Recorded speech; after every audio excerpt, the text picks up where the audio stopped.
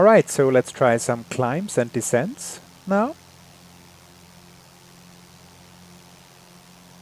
Well, to begin a climb, you just pull back on the yoke to establish your climb attitude, then set your climb power with the throttle. Now in the Cessna 152, the climb power can be just full throttle, so that's easy. And according to the procedure in the operating handbook for en route climb, fly a speed of 70 to 80 knots, throttle full open, and a mixture ridge below 3000 feet, and then lean for maximum RPM above 3000 feet. So we're just at 3000 feet now, so let's leave the mixture ridge for now and begin a climb. So pull back on the yoke, establish a climb attitude, and simultaneously apply full throttle. Remember to apply some right rudder due to the propeller effects that will try to turn the airplane to the left. And then fly a speed of 70 to 80 knots. And don't forget to trim.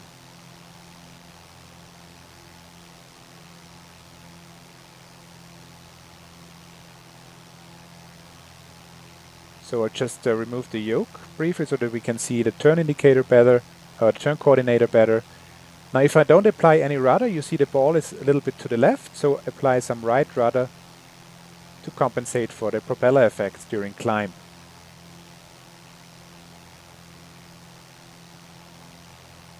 Of course, you can adjust your speed to the speed that's required. A higher speed gives you better visibility over the cowling, of course, and also better engine cooling.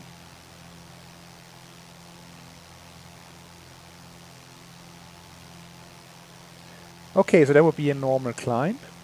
Then there are two special cases of climb. That's a climb with the best angle of climb and best rate of climb. Now the best angle of climb speed is called WEX. In the Cessna 152 it's a 55 knots. So let's just adjust our attitude so that we reach a speed of 55 knots.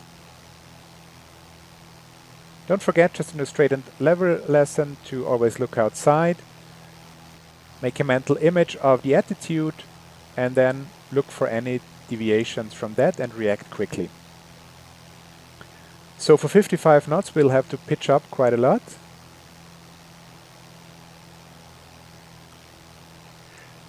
Now WEX, best angle of climb, this means we are gaining the maximum amount of altitude in the smallest distance, the shortest distance. This is a speed that's normally only used for takeoff to climb over some obstacles. It's not something they would use in this altitude right now because, well, of course it's bad for engine cooling and for visibility. You see the nose is really pretty much, or pretty high up.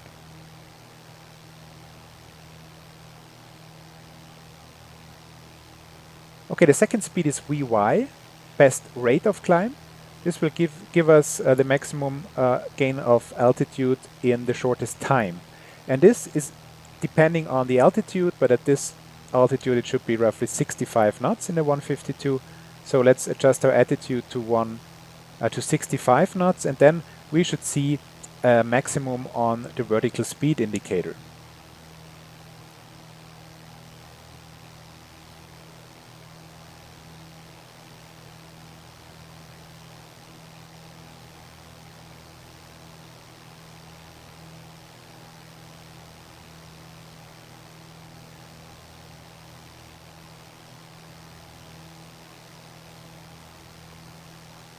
Okay, we're slowly getting there, 65 knots. And now we're getting quite a nice climb rate. We are now way above 3000 feet, so it should actually lean the mixture. So you pull out the mixture a little bit until you reach the maximum RPM. And now we have more RPM, more power even, and now we'll get an even higher climb rate. So don't forget to set the correct mixture.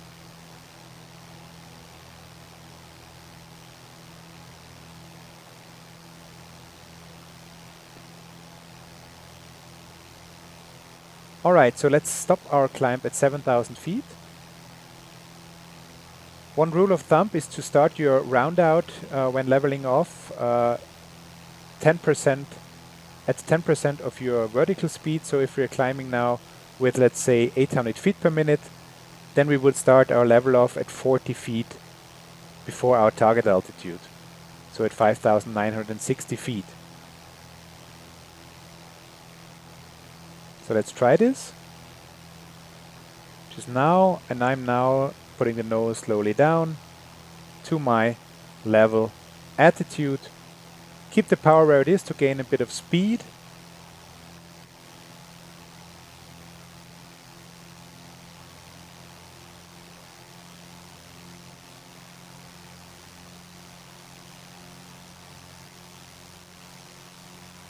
Then when the speed has increased, we reduce the throttle to our cruise power setting.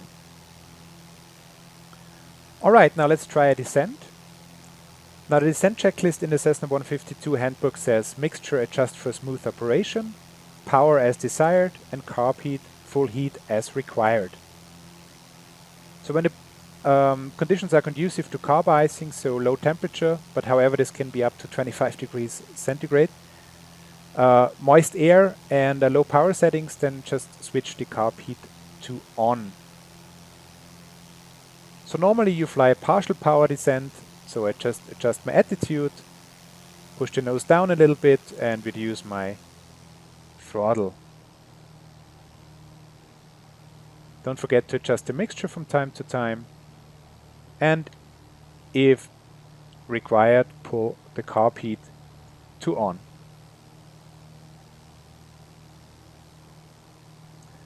And then again, set the target speed, let's say 90 knots, and trim for that speed. And then check your attitude, make a mental picture of it, if you have those 90 knots attitude.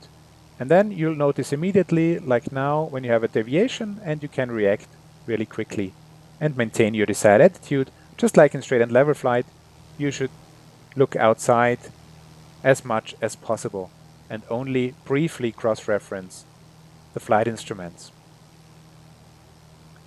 If you need a higher descent rate, of course the first thing you could do is reduce the power, but be advised that idle power descents are not very good for the engine, and to avoid shock cooling, you should only do this if really required, and from time to time you should add some power so that the engine doesn't cool too much. But of course, first of all, you would reduce the airspeed, the throttle, and then you can increase the descent speed. For example, if the air is not completely smooth, you can just increase it to the top of the green arc. Otherwise, you can, like in this case, also go into the yellow arc, and then your descent rate will be much higher, but of course your airspeed will also be much higher. Another thing you can do is reduce the speed into the into the white arc, and then extend the flaps. This will give you a high descent rate at a slower speed.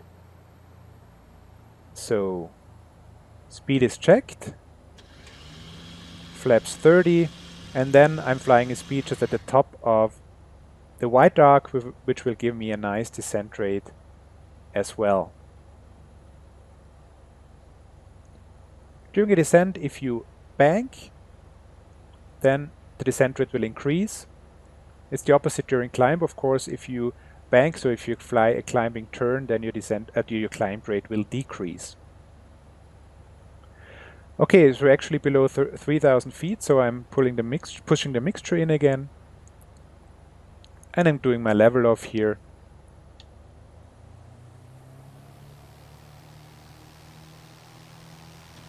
Retracting the flaps.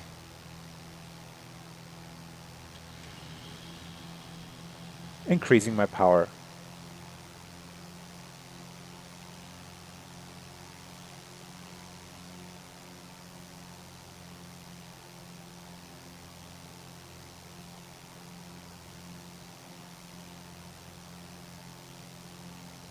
Okay, so for a really quick descent, check out the lesson about emergency descents.